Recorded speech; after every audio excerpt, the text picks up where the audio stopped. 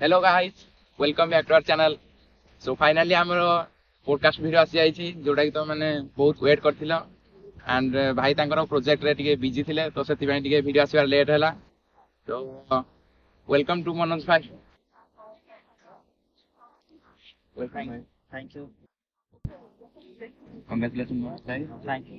ଯୋଉ ଭାଇ ସାଙ୍ଗରେ ତ ତମମାନଙ୍କୁ ଭାଇଙ୍କ ବିଷୟରେ କିଛି ଇଣ୍ଟ୍ରୋଡକ୍ସନ ଦଉଛି। ଭାଇ ଆମର 2023 ରେ OJMCA ରେ ର୍ୟାଙ୍କ 2 ସିକ୍ୟୁର କରିଥିଲେ and ଭାଇ ଅଲରେଡି ତାଙ୍କର ପ୍ଲେସମେଣ୍ଟ ପାଇସାରିଲେ। ତ ଭାଇ ଆପଣଙ୍କ ବିଷୟରେ କିଛି plan? My name is Manoj Tripathi from Bhadrak, Odisha. Currently, I am pursuing Masters in Computer Application at Odisha Institute of Technology and Research, Bhubaneswar. And my OJE rank is 2 in 2023. And currently, I am working as an intern in evolutionary algorithm, Bhubaneswar. Congratulations ଭାଇ to secure this rank. So ପିଲାମାନେ ତମକୁ ବହୁତ ସାରା question ପଚାରୁଛନ୍ତି ତ ସେଇ questions ଆମେ ତମ ସାଙ୍ଗେ ଡିସ୍କସନ୍ କରିବା। ତ ମ୍ୟାକ୍ସିମମ୍ ପିଲା ଫାର୍ଷ୍ଟ ତମକୁ କ୍ୱେଶ୍ଚିନ୍ସ ପଚାରୁଛନ୍ତି ଯେ କେମିତି ତମେ ଏଇ ର୍ୟାଙ୍କ 2 ଆଚିଭ୍ କଲ and ତମର ସକ୍ସେସର କି କ'ଣ ଥିଲା? ମୋର OJE rank 2 କେବେ ରହିବ ବୋଲି ମୁଁ ଭାବିନଥିଲି। ପରିଶ୍ରମ ଅବଦାନ ଲାଗୁଛି ମୋର କଠିନ ପରିଶ୍ରମ ଦ୍ୱାରା ମୁଁ ସକ୍ସେସ୍ ହେଇଛି। ଆଉ ଯେତେବେଳେ ବି ମୁଁ ଏକ୍ଜାମରେ ବସିଥିଲି ମୁଁ ଫାଷ୍ଟରୁ ମୋର ଟାଇମ୍ ମ୍ୟାନେଜମେଣ୍ଟ ହେବା ଷ୍ଟାର୍ଟ କରିଥିଲି। ଆଉ ମୁଁ ବି ନିମସେଟ୍ ପାଇଁ ପ୍ରିପେୟାର ହେଉଥିଲି ତ ସେଥିପାଇଁ ଭଲ ର୍ୟାଙ୍କ ଆସିଛି। ଆଉ କି ସକ୍ସେସ୍ କହିବାକୁ ଗଲେ ହେଉଛି କଠିନ ପରିଶ୍ରମ। ବିନା ପରିଶ୍ରମରେ ତମେ କେବେ OJEରେ ର୍ୟାଙ୍କ ସିକ୍ୟୁର କରିପାରିବ ନା କୌଣସି ଏକ୍ଜାମରେ ତମେ ର୍ୟାଙ୍କ ସିକ୍ୟୁର କରିପାରିବ। ତ ଭାଇ ଆପଣ କହିଲେ ଯେ ଆପଣ ନିମସେଟ୍ ପାଇଁ ପ୍ରିପେୟାର ହେଉଥିଲେ ତ ନିମସେଟ୍ରେ ଆପଣଙ୍କର କେତେ କ'ଣ ର୍ୟାଙ୍କ ଥିଲା ଆଉ ସେଥିପାଇଁ କ'ଣ ପ୍ରିପେୟାର? ନିମସେଟ୍ ପାଇଁ ମୁଁ ଇମ୍ପିଟସ୍ ଗୁରୁକୁଲରୁ କୋଚିଂ ନେଇଥିଲି। ସର ସାର୍ ଅଛନ୍ତି ତ ତାଙ୍କ ପାଖରୁ ମୁଁ ଯେତେବେଳେ କୋଚିଂ ନେଉଥିଲି ମୋର ମ୍ୟାଥରେ ବି ବହୁତ ମୁଁ ମ୍ୟାଥମେଟିକ୍ସ ବ୍ୟାକଗ୍ରାଉଣ୍ଡ ହେଲେ ବି ମୋର ମ୍ୟାଥ୍ ବହୁତ ୱିକ୍ ଥିଲା। ସାର୍ଙ୍କ ପାଖରୁ ପଢ଼ିକି ମୋର ବହୁତ ମ୍ୟାଥ୍ ଷ୍ଟ୍ରଙ୍ଗ ହେଇଛି। ମେନ୍ ବେସିକ୍ ଜିନିଷ ଗୁଡ଼ାକ ମ୍ୟାଥ୍ରେ ଯେତିକି ଅଛି କି ତାଙ୍କ ପାଖରୁ କନସେପ୍ଟ କ୍ଲିୟର ହେଇଛି ମୋର। ଭାଇ ଆପଣ ନିମସେଟ୍ଟା ଆଉ କୋଉ ଏକ୍ଜାମ ପାଇଁ ପ୍ରିପେୟାର ହେଇଥିଲେ? ଆପଣ କ'ଣ ଏକ୍ଜାମ ଆପ୍ଲାଏ କଲେ? ଆଉ ମୋ ନିମସେଟ୍ରେ 785 ର୍ୟାଙ୍କ ଥିଲା 2023ରେ। ଆଉ ମୁଁ ତା ସହିତ ବି DUରେ ବି କ୍ଲିୟର କରିଥିଲି, JNU କ୍ଲିୟର କରିଥିଲି। ଅଲଗା ବିଭିନ୍ନ ପ୍ରକାର ଯେକୌଣସି ବି CUCT ଅଣ୍ଡରରେ ଆସୁଥିଲା ଯେତିକି ୟୁନିଭର୍ସିଟି ମୋର ସବୁ ଏକ୍ଜାମ ପାଇଁ କ୍ଲିୟର ହେଇଥିଲା। ତ ଭାଇ ବହୁତ ପିଲାମାନେ ପଚାରୁଛନ୍ତି ଯେ ତାଙ୍କର ମ୍ୟାଥ୍ ପାର୍ଟ ୱିକ୍ ରହୁଛି ତ ଯେହେତୁ ଆପଣଙ୍କର ମ୍ୟାଥ୍ ପାର୍ଟଟା ଷ୍ଟ୍ରଙ୍ଗ ଥିଲା ତ ପିଲାମାନଙ୍କୁ କିଛି ଟିପ୍ସ ଦିଅନ୍ତୁ ମ୍ୟାଥ୍ରେ କେମିତି ଭଲ ମାର୍କ ସିକ୍ୟୁର କରିବେ। ଫାର୍ଷ୍ଟଲି କହିବାକୁ ଗଲେ ମ୍ୟାଥ୍ରେ ବହୁତ ପିଲାଙ୍କର ୱିକ୍ ଥାଏ। ମେନ୍ ହେଲା ତୁମକୁ ବେସିକ୍ କ୍ଲିୟର କରିବାର ଅଛି ମ୍ୟାଥ୍। ଆଉ ତମେ ମ୍ୟାଥ୍ କ୍ଲିୟର ପାଇଁ ତମେ ମେନଲି ଭିଡ଼ିଓ ଦେଖିପାରିବ ସୌରଭ ସାର୍ଙ୍କର ଇମ୍ପିଡେନ୍ସ ଗୁରୁକୁଲରେ ତାଙ୍କର ସେ ପଢ଼ୁଛନ୍ତି ମ୍ୟାଜିକାଲ କ୍ୟାପସୁଲ କୋର୍ସ। ତାର ଲିଙ୍କ ତମକୁ ଭାଇ ପ୍ରୋଭାଇଡ଼ କରିଦେବେ, ମୁଁ ତାଙ୍କୁ ପ୍ରୋଭାଇଡ଼ କରିଦେବି। ଆଣ୍ଡ ମ୍ୟାଥ୍ରେ ବି ଯାହାର ୱିକ୍ ଅଛି ଭାଇଙ୍କ ସହିତ ପର୍ସନାଲି କଣ୍ଟାକ୍ଟ କର। ଭାଇ କେମିତି ପ୍ରିଭିୟସ୍ କ୍ୱେଶ୍ଚନ୍ ଆସିଥିଲା, କ'ଣ ଆସିଥିଲା, ଆଉ କେଉଁ ଟାଇପ୍ର କେଉଁ ଟପିକ୍ରୁ କେତେ କ'ଣ କ୍ୱେଶ୍ଚନ୍ ଆସୁଛି, ମ୍ୟାଥ୍ରେ କେଉଁ ଟପିକ୍ ହାର୍ଡ଼ ଆସୁଛି କେଉଁ ଟପିକ୍ ଇଜି ଆସୁଛି ତ ସେଗୁଡ଼ାକ ଭାଇଙ୍କ ସହିତ କଣ୍ଟାକ୍ଟ କର। ଭାଇ ବି ଭଲ ର୍ୟାଙ୍କ ସିକ୍ୟୁର କରିଛନ୍ତି ଇଏ କରିଛନ୍ତି। ଭାଇଙ୍କ ସହିତ କଣ୍ଟାକ୍ଟ କର। ଭାଇ ବି ମୋ ସହିତ ଟଚ୍ରେ ଅଛନ୍ତି। ଯାହା ବି ପ୍ରୋବ୍ଲେମ୍ ହେବ ଭାଇଙ୍କ ଦ୍ୱାରା ମୋ ପାଖକୁ ବି ମେସେଜ୍ କରିପାରିବ। ମୁଁ ତାର ଟେଲିଗ୍ରାମରେ ବି ହଁ ଟେଲିଗ୍ରାମରେ ତୁମକୁ ୱିକଲି ମ୍ୟାଥ୍ର ତୁମେ କ'ଣ ଟପିକ୍ କଭର କରିବ ତୁମକୁ ପ୍ରପର୍ ଗାଇଡ଼ ଦିଆହେବ ଇଏ କରାହେବ ତ ସେଗୁଡ଼ାକ ଭାଇ ପ୍ରୋଭାଇଡ଼ କରିବେ। ମୁଁ ବି ଭାଇକି କିଛି ମୋ ପାଖରେ ଷ୍ଟଡି ମ୍ୟାଟେରିଆଲ୍ ଅଛି ମୁଁ ଭାଇକି ପ୍ରୋଭାଇଡ଼ କରିବି, ସେ ଆପଣଙ୍କୁ ସେୟାର କରିଦେବେ। ମ୍ୟାଥ୍ରେ ପର୍ଟିକୁଲାର ଟିକେ ୱିକ୍ ରହୁଛନ୍ତି ତ ସେମାନେ ଆକ୍ଚୁଆଲି କୋଉ ବିଷୟ ପର୍ଟିକୁଲାର ବେଶୀ ଫୋକସ୍ କରିବା ଦରକାର ଆଣ୍ଡ କୋଉ ଷ୍ଟ୍ରାଟେଜି ଆପଣେଇବା ଦରକାର ଆଣ୍ଡ ଯେଉଁମାନେ କମ୍ପ୍ୟୁଟର ସାଇନ୍ସରେ ୱିକ୍ ରହୁଛନ୍ତି ସେମାନେ କେଉଁ ଷ୍ଟ୍ରାଟେଜି ଆପଣେଇବା ସୋ ଦ୍ୟାଟ୍ ତାଙ୍କ ଭଲ ର୍ୟାଙ୍କ ସିକ୍ୟୁର। ଫାର୍ଷ୍ଟଲି ମୁଁ କହିବାକୁ ଚାହେଁ କି ତମେ OJEର ବି ଯେତିକି ସିଲାବସ୍ ଅଛି MCA ପାଇଁ ତମେ ଫାର୍ଷ୍ଟ ଟାଇମ୍ ତାକୁ ଫଲୋ କର। କେଉଁ ଟପିକ୍ ଅଛି ତା ଦେହରେ ତମେ ଦେଖ ଇଏ କର। ମେନଲି କମ୍ପ୍ୟୁଟର ସାଇନ୍ସ ପାଇଁ ତମେ ସବୁ ଯେତିକି ଅଛି OJEର ସିଲାବସ୍ ତାକୁ କଭର କରିବା ଦରକାର। ଆଉ ସେକେଣ୍ଡ ଥର କହିବାକୁ ଚାହେଁକି ମ୍ୟାଥ୍ ଟପିକ୍ ଆଡ଼କୁ ଆସିବା। ମ୍ୟାଥ୍ରେ ତମକୁ ମେନଲି 7ଟାରୁ 8ଟା ମେନ୍ ଟପିକ୍ ତମକୁ କଭର କରିବାର ଅଛି। ଫାର୍ଷ୍ଟ ହେଉଛି କ୍ୱାଡ୍ରାଟିକ୍ ଇକ୍ୱେସନ୍, ସେକେଣ୍ଡରେ ତମର ଆସୁଛି ଟ୍ରିଗୋନୋମେଟ୍ରି, ଥାର୍ଡ଼ରେ ତମର ଆସୁଛି କାଲକୁଲସ୍, ଫୋର୍ଥରେ ତମର ଆସୁଛି କି ତମେ APGP କଭର କରିବ, ଫିଫ୍ଥରେ ତମର ପ୍ରୋବାବିଲିଟି, ସିକ୍ସଥରେ ତମେ ଫଲୋ କରିବ ହେଉଛି 2D 3D ଆଣ୍ଡ ଲାଷ୍ଟଲି ତମେ କଭର କରିବ ସେଟ୍ ରିଲେସନ୍ ଫଙ୍କସନ୍ ଇଟିସି। ଏତିକି ତମେ ମ୍ୟାଥ୍ର ମେନଲି ଟପିକ୍। ଏଇ ଟପିକ୍ ଯଦି ତମେ କମ୍ପ୍ଲିଟଲି କରିକି ଯାଉଛ ତ ତମର ଓଜେରେ ମିନିମମ୍ 50 to 100 ଭିତରେ ର୍ୟାଙ୍କ ପଳେଇ ଆସିବ। କମ୍ପ୍ୟୁଟର ସାଇନ୍ସ ପାର୍ଟ କେମିତି କ'ଣ ପ୍ରିପେୟାର?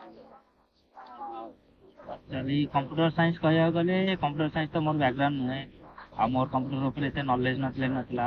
ମୁଁ ଫାଷ୍ଟରୁ କହିବାକୁ ଚାହୁଁଛି ମୁଁ ଓଜେର ସିଲାବସ୍ ହିଁ କଭର କରିଥିଲି ଯେତିକି ଅଛି। ତାପରେ ଭାଇ କମ୍ପ୍ୟୁଟର ସାଇନ୍ସ ବ୍ୟାକଗ୍ରାଉଣ୍ଡରୁ ଭାଇକି ଆକ୍ଚୁଆଲି ମୁଁ କହିବାକୁ ଗଲେ ଭାଇ ହିଁ ତମକୁ ପ୍ରପର ଗାଇଡ୍ କରିପାରିବେ ତମେ କମ୍ପ୍ୟୁଟର ସାଇନ୍ସ କେମିତି କ'ଣ ପଢ଼ିବ, କୋଉ ଟପିକ୍ କଭର କରିବ, କ'ଣ କରିବ। ଆଉ ମୁଁ ଯେତିକି ପଢ଼ିଥିଲେ ମୁଁ ଭାଇକି ସେଟା ସେୟାର କରିଦେବି ଭାଇ ତମକୁ ଦେଇପାରିବେ। ଆଉ ମୁଁ ପର୍ସନାଲି ଭାଇଙ୍କୁ କହିବି କି ଭାଇ ତାଙ୍କର ସେୟାର କରନ୍ତୁ କରନ୍ତୁ ତାଙ୍କର ଏକ୍ସପିରିଏନ୍ସ ସିଏ ବି ଭଲ ର୍ୟାଙ୍କ ସିକ୍ୟୁର କରିଛନ୍ତି, ୱିଟର ପଢୁଛନ୍ତି ଆମର ସହିତ। ତ ଓଜେଇ ର ସିଲାବସ୍ ଅନୁସାରେ ଆମର 60 ଆସୁଛି କମ୍ପ୍ୟୁଟର ସାଇନ୍ସ ଆଣ୍ଡ 60 ଆସୁଛି ମ୍ୟାଥ୍। ତ କେତେ କ'ଣ ଆଟେମ୍ପ୍ଟ କଲେ ଗୋଟେ ଭଲ ର୍ୟାଙ୍କ ସିକ୍ୟୁର ହେଇପାରିବ? ଆଣ୍ଡ ଆପଣ ଆପଣଙ୍କ ଟାଇମରେ କେତେ କ'ଣ ଆଟେମ୍ପ୍ଟ କରିଥିଲେ ଯାହାଦ୍ୱାରା କି ଆପଣଙ୍କ ର୍ୟାଙ୍କ ହଉଛି? ମେନଲି କହିବାକୁ ଗଲେ ଓଜେର ଯେମିତି ମ୍ୟାଥରେ ଆସୁଛି 60ଟା, କମ୍ପ୍ୟୁଟର ସାଇନ୍ସ 60ଟା, ତ 60 କ୍ୱେଶ୍ଚନରୁ ତମକୁ ସେମିତି ତମେ କେତେଟା ଆଟେମ୍ପ୍ଟ କରୁଛ ସେଟା ମେନଲି ଡିପେଣ୍ଡ ହଉନି, ତମେ କେତେ ଆକୁରେସିରେ ତାକୁ କ୍ୱେଶ୍ଚନ କରୁଛ ଏଗୁଡି। ମୋର ହଉଛି ମୁଁ 48ଟା ମ୍ୟାଥରେ ଆଟେମ୍ପ୍ଟ କରିଥିଲି, 46ଟା କମ୍ପ୍ୟୁଟର ସାଇନ୍ସରେ ମୁଁ କରିଥିଲି। ତ ମୋର ଆକୁରେସି ମୁଁ ଭାବୁଛି କି 100% ଅଛି, ଯୋଉଥିପାଇଁ କି ମୋର ର୍ୟାଙ୍କ 2 ଆସିଛି। ଆଉ ବହୁତ ପିଲା ବି 50-60 କ୍ୱେଶ୍ଚନ ଆଟେମ୍ପ୍ଟ କରିଛନ୍ତି, ମ୍ୟାଥରେ ରାଣ୍ଡମଲି ଆଟେମ୍ପ୍ଟ କରିଛନ୍ତି, ତ ତାଙ୍କର ବି ଏତେ ର୍ୟାଙ୍କ ଆସିନାହିଁ, ଭଲ ଆସିନାହିଁ କରିନି। ତ ସେମିତି ମେନ୍ ହେଲା ତମର ଆକୁରେସି ଉପରେ ଡିପେଣ୍ଡ କରେ ତମର କେତେ ର୍ୟାଙ୍କ ଆସିବ। ଆକ୍ୟୁରେସି ମେନଲି ମ୍ୟାଟର କରୁଛି। ଆକୁରେସି ମେନଲି ମ୍ୟାଟର କରୁଛି ତମର। ତ ଭାଇ ଆଉ ଏକ୍ଜାମ ପାଇଁ ତ କମ୍ ଟାଇମ୍ ରହିଲା, ଦେନ୍ ପିଲାମାନଙ୍କର 6th ସେମିଷ୍ଟାର ବି ପାଖେଇ ଆସିଲାନି ଆଣ୍ଡ ତାଙ୍କର ପ୍ରୋଜେକ୍ଟର ବି ପ୍ରେସର ରହୁଛି। ତ ମାକ୍ସିମମ୍ ପିଲା ପଚାରୁଛନ୍ତି ଯେ ଆମ ପାଖରେ ଟାଇମ୍ କମ୍ ଅଛି, ତ କେମିତି ଟାଇମ୍ ମ୍ୟାନେଜମେଣ୍ଟ କରିକି ଠିକ୍ ସେ ଏଇ କମ୍ ଟାଇମ୍ ଭିତରେ ପଢ଼ିକି ଗୋଟେ ଭଲ ର୍ୟାଙ୍କ ସିକ୍ୟୁର କରିବେ। ତ ସେଇଟା ଉପରେ କିଛି ପିଲାମାନେ ଗାଇଡ୍। ଆଉ 2 ମାସ ଅଛି ଓଜେ ଏକ୍ଜାମ ପାଇଁ।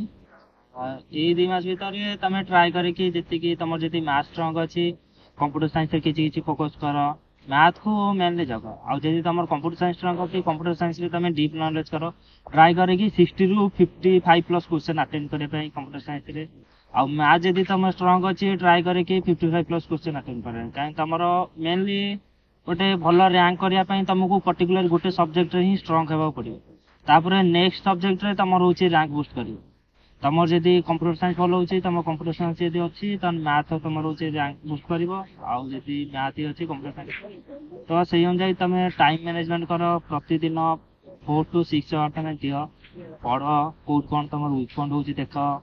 ଆଉ ଭାଇ ବି ତମକୁ କୋର୍ସ ପ୍ରୋଭାଇଡ କରିବେ, କ'ଣ ଗାଇଡାନ୍ସ ଦେବେ, କେମିତି କ'ଣ ପଢ଼ିବ, କେତେ ସମୟ ଭିତରେ କୋଉ ଟପିକ୍ କଭର କରିବେ।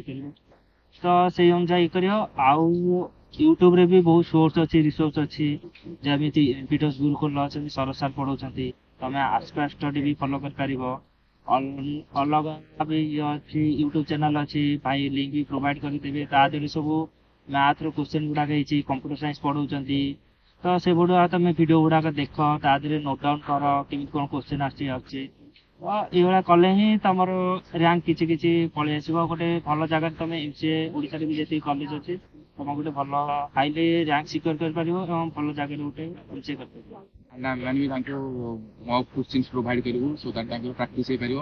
ଆଣ୍ଡ OJMCA ତ ତମେ ଜାଣିଥିବ ଯେ ସେମିତି କୋଶ୍ଚିନ୍ସ ଆଭେଲେବୁଲ ରହୁନି, କିନ୍ତୁ ଯେହେତୁ ଆମର ପିଲାମାନେ ସମସ୍ତେ ଭଲ ର୍ୟାଙ୍କ ସିକ୍ୟୁର କରିଛନ୍ତି ଆଣ୍ଡ ତାଙ୍କର ଏକ୍ସପିରିଏନ୍ସ ଅଛି, ତ ଆମେ ସମସ୍ତେ ମିଶିକି ତମ ପାଇଁ କୋଶ୍ଚିନ୍ସ କ୍ରିଏଟ୍ କରିବୁ ଆଣ୍ଡ ଖୁବ୍ ଶୀଘ୍ର ଟେଲିଗ୍ରାମରେ ତମକୁ ସେଣ୍ଡ କରିଦିଆଯିବ।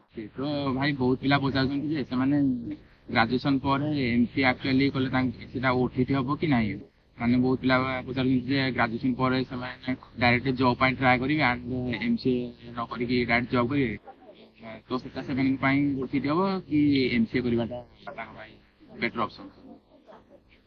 ଠିକ କରେଣ୍ଟ ମାର୍କେଟ ଅନୁସାରେ ତମେ ଯଦି ଗ୍ରାଜୁଏସନରେ ଯଦି ତମେ ପ୍ଲେସମେଣ୍ଟ ବଜେଇ ଦଉଛ ତାହେଲେ ତମେ ପ୍ଲେସମେଣ୍ଟକୁ ଯାଇକି ତମର ସ୍କିଲ୍ ଡେଭଲପ୍ କର।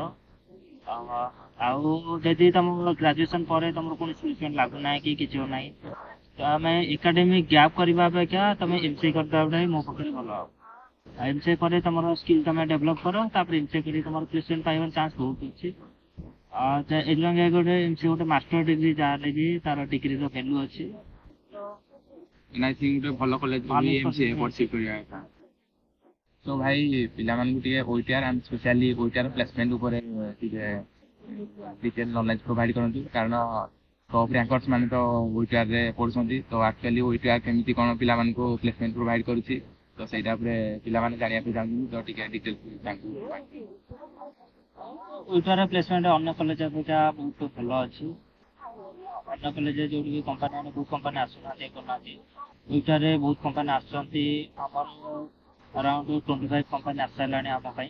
ଏବେ ଯୋଉ ଜୁନିୟର ଅଛନ୍ତି ତାଙ୍କ ବ୍ୟାଚରୁ 6 ଜଣ ପିଲା ଇଣ୍ଟର୍ନସିପ୍ ପାଇଯାଇଛନ୍ତି। ତାଙ୍କ ଯେତେବେଳେ ମାତ୍ର 3-4 ମାସ ଆସି ଫାର୍ଷ୍ଟ ସେମିଷ୍ଟର ତାଙ୍କର ଯାଇଛି, ତାଙ୍କର ଇଣ୍ଟର୍ନସିପ୍ ପାଇଁ ପିଲା ଇଣ୍ଟର୍ନସିପ୍ ତାଙ୍କୁ ପ୍ରୋଭାଇଡ୍ କରିଛି। ଯାହା ହଉ ତାଙ୍କର କ୍ୟାରିୟର ଗୋଟେ ସ୍କିଲ୍ ଆଡ୍ ହେଇଯାଉଛି ତାଙ୍କ ଭିତରେ। ତାଙ୍କର ଫୁଲ୍ ଷ୍ଟାକ୍ ଇଣ୍ଟର୍ନସିପ୍ ହିସାବରେ ତାଙ୍କୁ ନେଇଛନ୍ତି, ଆଉ ଗୋଟେ ଅଟୋମେସନ୍ ଟେଷ୍ଟିଂ ପାଇଁ 2 ଜଣ। ସୋ ଫାଇନାଲି ପିଲାମାନଙ୍କର ଗୋଟେ କ୍ୱେଶ୍ଚିନ୍ ରହୁଛି ଯେ କେତେ ର୍ୟାଙ୍କ ସେମାନେ ଓଜେଇରେ ସିକ୍ୟୁର କଲେ ତାଙ୍କର ୱିଟିଆରରେ ଗୋଟେ ସିଟ୍ ହେଇପାରିବ, ତ ସେଇଟା ବିଷୟରେ ପିଲାଙ୍କୁ ଟିକେ ମୁଁ ତ ସେମିତି କହିପାରିବିନି ଇଏ ପାଇଁ। ଜେନେରାଲ ପିଲାଙ୍କ ପାଇଁ ମୁଁ କହିପାରିବି କି ତମର ଆଭରେଜ 40 ଯାହାର ର୍ୟାଙ୍କ ଅଛି 40 ଭିତରେ, ତ ସେମାନେ ୱିଟିଆର ହେବାର ଚାନ୍ସ ଅଛି। ତାପରେ ନେକ୍ସଟ SC ST ତାଙ୍କର ର୍ୟାଙ୍କ ଅନୁଯାୟୀ କି ତ ସେମାନଙ୍କ ମିଳିବ। ତ ଅନ୍ୟମାନଙ୍କ ଭିତରେ କିନ୍ତୁ ରହିଲେ ଜେନେରାଲ ପିଲାଙ୍କର ଆଭରେଜ 40 to 50 ଭିତରେ ରହିଲେ ଚାନ୍ସ ଅଛି ତମର ୱିଟିଆରରେ ତମର ଏନସିଆର। ଅଣ୍ଡର 40 ଆସିଲେ ତମେ ସିକ୍ୟୁର ହେଇଯିବ ଯେ ତମର ୱିଟିଆରରେ ଏନସି ହେଇଯିବ। ଥ୍ୟାଙ୍କ ୟୁ ଭାଇ ଫର ୟର ଭାଲ୍ୟୁଏବଲ୍ ଟାଇମ୍। ଆଣ୍ଡ ଯଦି ତମର ଅନ୍ୟ କୌଣସି ଡାଉଟ୍ ଥିବ ତେଣୁ ତମେ ଡାଇରେକ୍ଟଲି ଟେଲିଗ୍ରାମରେ ପଚାର। ଆଣ୍ଡ ଭାଇ ମଧ୍ୟ ସେଠି ଆମର ଅଛନ୍ତି। ଆଣ୍ଡ ଭାଇଙ୍କର ଲିଙ୍କଡଇନ୍ର ଲିଙ୍କ ମଧ୍ୟ ମୁଁ ଭିଡ଼ିଓ ଡେସ୍କ୍ରିପସନ୍ ଦେଇଛି। ତମର ଯଦି କୌଣସି ଡାଉଟ୍ ଥିବ ତମେ ଡାଇରେକ୍ଟଲି ଭାଇଙ୍କ ସାଙ୍ଗରେ କଣ୍ଟାକ୍ଟ କରିପାରିବ। ଓକେ, ସୋ ଆଜିର ଭିଡ଼ିଓକୁ ଏଣ୍ଡ କରିବା। ଭାଇ ଆପଣ ଯେତେବେଳେ ବି ଫ୍ରି ଥିବେ ମୋ ସାଙ୍ଗେ ଆସିକି କଥା ହେବେ, ଆଣ୍ଡ ଆମର ପିଲାମାନଙ୍କୁ କିଛି ଗାଇଡାନ୍ସ ଦେବେ ଟେଲିଗ୍ରାମ ଥ୍ରୁରେ।